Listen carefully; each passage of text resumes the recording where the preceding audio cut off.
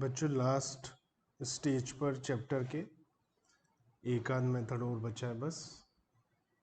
ये है machine hour rate method. Machine hour method वही है जैसा डिप्लीशन था।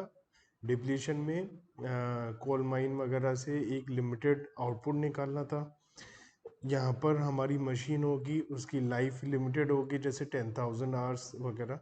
तो जितना घंटा पर आवर का हम डेप्रिसिएशन कैलकुलेट कर लेंगे और जितना मशीन चलेगी एक साल में उतना डेप्रिसिएशन लग जाएगा। तो machine hour method, this method is also known as service hour method. Under this method, the working life of machine is estimated in terms of hours, not in the terms of years, for which it is expected to be used, and the depreciation for particular year is calculated on the basis of hours. जितना घंटा उस साल में machine चलेगी उतने घंटे का depreciation लग जाएगा। For example,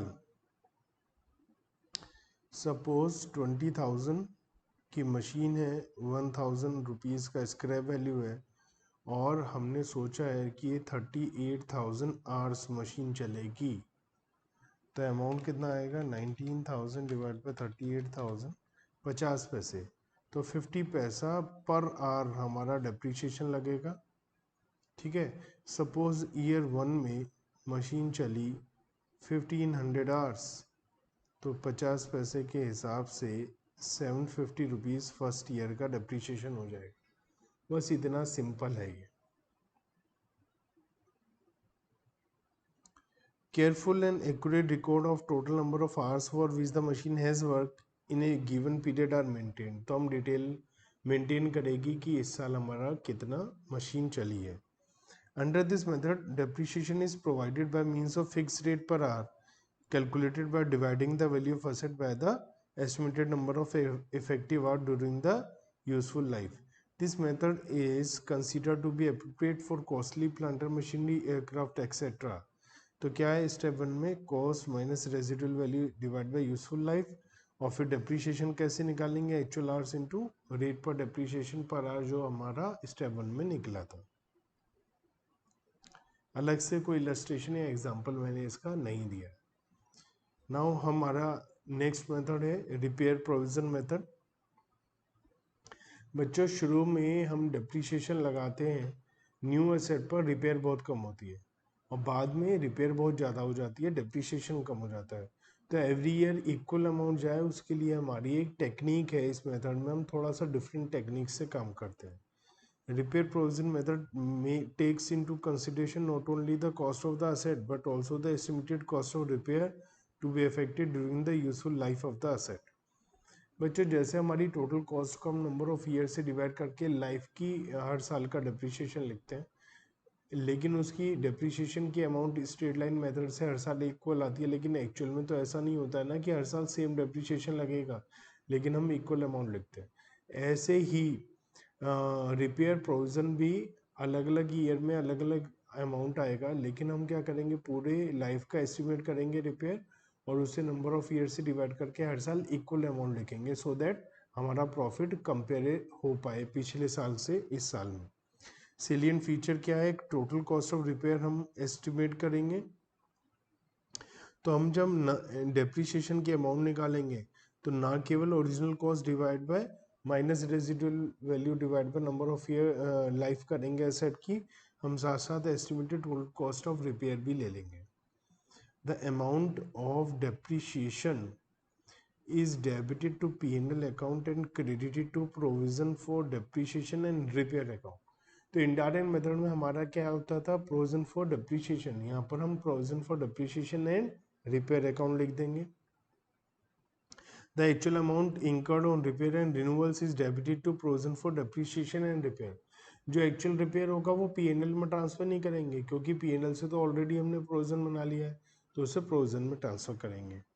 At the end of the useful life, the provision for depreciation repair is closed by transferring to asset account. The main merit of this method lies in fact that it equalizes the burden on the P&L in respect of depreciation and repair. हर साल एक जैसी amount आती है P&L में। This method is considered to be appropriate where the service rendered by the asset is uniform over the useful life of the asset. हर साल एक जैसा repair maintenance तभी तो पॉसिबल है जब हर साल एक जितना काम भी होता हो।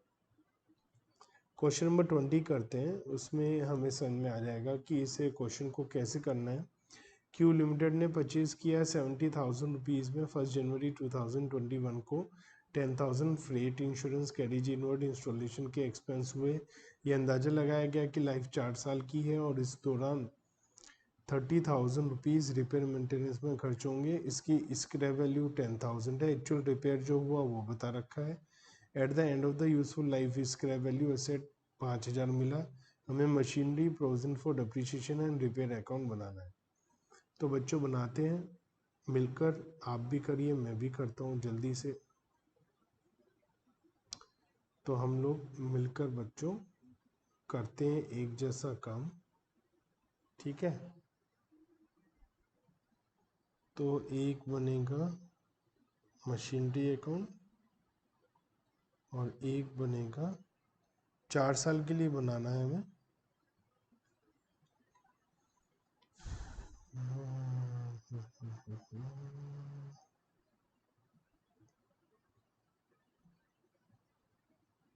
ठीक है बच्चों, आप भी जल्दी से बनाइए।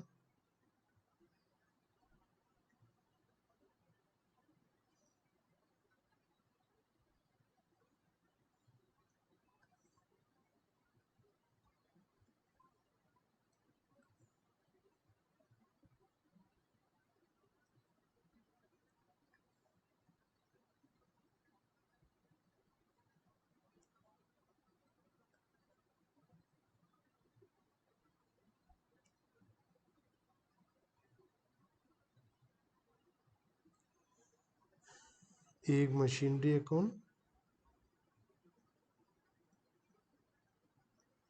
और एक provision for depreciation and repairs account. तो हमारे पास दो टाइप के अकाउंट बनाने को बोला है हमें। सबसे पहले 70,000 रुपीज़ की मशीनरी परचेज की है, तो डेट है 1 जनवरी टू बैंक अकाउंट।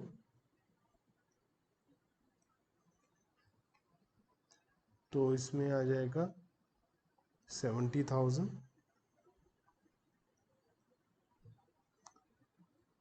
इन्होंने 10,000 रुपीज़ और साथ में एक्सपेंस किए हैं, तो वो भी इसी में ऐड हो जाएंगे। 10,000 रुपीज़ हमने एस्टिमेट किया है कि 30,000 रुपीज़ का डेप्रीशिएशन एवरी पूरी लाइफ में लगेगा, रिपेयर एंड मेंटेनेंस। तो अब depreciation and repair every year हम कैसे अमाउंट निकालेंगे? Cost minus scrap value plus estimated repair and maintenance divide by life. तो ऐसा करने से हमें पता चल जाएगा कि क्या अमाउंट आएगी हर साल। तो असेट की कॉस्ट तो 80,000 है, 70,000 रुपीज़ हमारा परचेज प्राइस था और 10,000 रुपये का हमारा इंस्टॉलेशन वगैरह का एक्सपेंस था। तो ये हो गया हमारा। साथ में रिपेयर के लिए जो हमने एस्टिमेशन लगाया वो 30,000 का लगाया है, डिवाइड बाय इसकी लाइफ 4 ईयर्स है। तो एवरी ईयर 25,000 रुपीज़ का अमाउंट आ जाएगा जो चार्ज होगा ईयर एंड पर 31 दिसंबर बाय P&L अकाउंट। एंट्री क्या होगी? P&L account debit to provision 25,000। पहले साल हमारा एक्चुअल रिपेयर एक्सपेंसेस 0 है, तो हम अब कुछ नहीं करेंगे, बस अकाउंट का बैलेंस निकाल लेंगे 25,000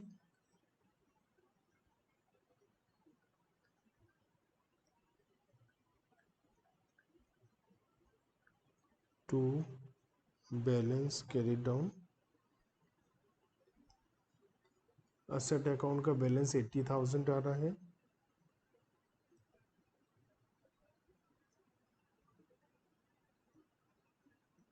बाय बैलेंस कैरी डाउन 80,000। ये फर्स्ट ईयर कंप्लीट हो गया। Second year to balance brought down 80,000। Second year by balance brought down 25,000। 31 दिसंबर को फिर से प्रोविज़न बन जाएगा 25,000 का। अब सेकेंड ईयर में हमारा 5,000 रुपीज़ का एक्सपेंस हो रहा है, तो एंट्री रिपेयर की कहाँ जाती है, P&L में, लेकिन क्योंकि हमने प्रोविज़न बनाया है तो यहाँ पर ट्रांसफ़र होकर आ जाएगा टू रिपेयर एंड मेंटेनेंस, जो भी लिखा हुआ होगा 5,000, और इसका बैलेंस आ जाएगा 45,000।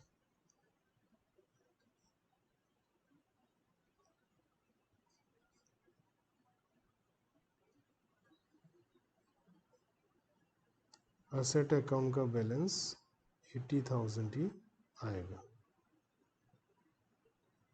उसमें कोई चेंज नहीं होगा।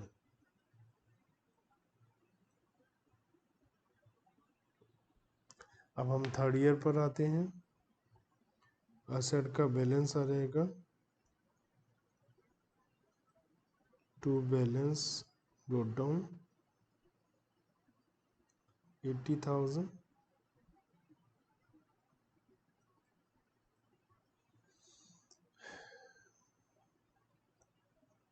प्रोविज़न का बैलेंस 45,000।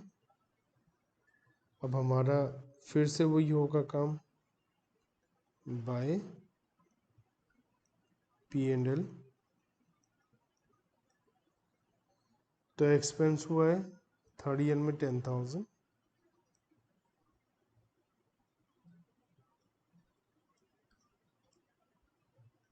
रिपेयर 10,000।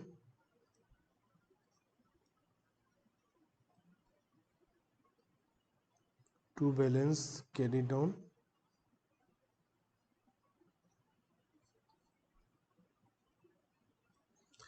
तो तीसरे साल भी इसका जो बैलेंस है वो आ जाएगा प्रोविजन फॉर 45,000 रुपीज़, सॉरी 25,000 का हमारा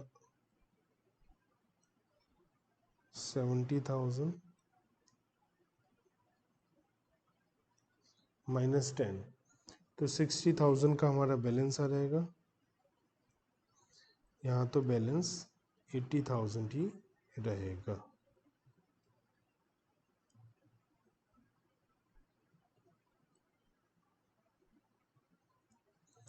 अब आएगा हमारे सामने last year.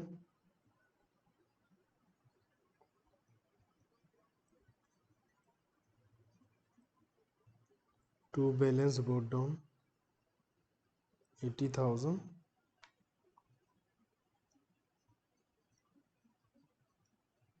By balance brought down 60,000।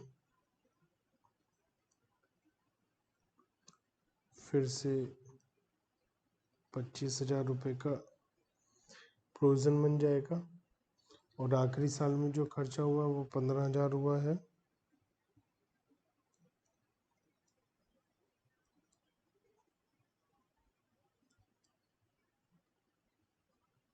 ₹15,000 का रिपेयर।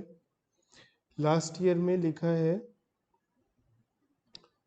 एट द एंड जो एक्चुअल में स्क्रैप वैल्यू मिली है वो 5,000 ही मिली है और कुछ भी नहीं मिला। तो जब हम असेट को बेचने की बात करते हैं तो जो प्रोविजन फॉर डेप्रिसिएशन का बैलेंस है वो ट्रांसफ़र हो जाता है मशीनरी अकाउंट में। तो मशीनरी अकाउंट में ट्रांसफ़र कर दिया।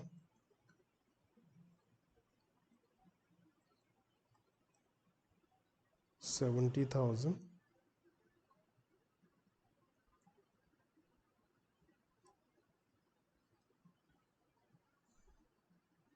By provision for depreciation and repair account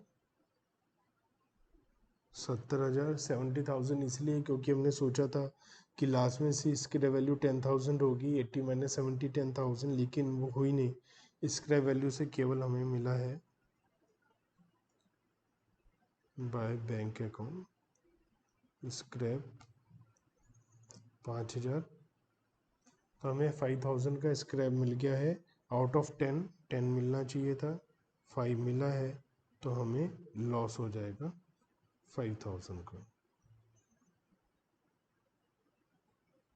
तो 31 दिसंबर को बाय P&L अकाउंट 5,000, 5,000 रुपये P&L में ट्रांसफ़र हो जाएंगे बीइंग लॉस, और provision for depreciation and repair का बैलेंस भी नील हो जाएगा।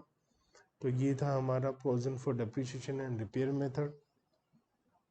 बच्चों, आप सबको मुबारक हो, ये चैप्टर कंप्लीट हो चुका है। ये लास्ट टॉपिक और क्वेश्चन था।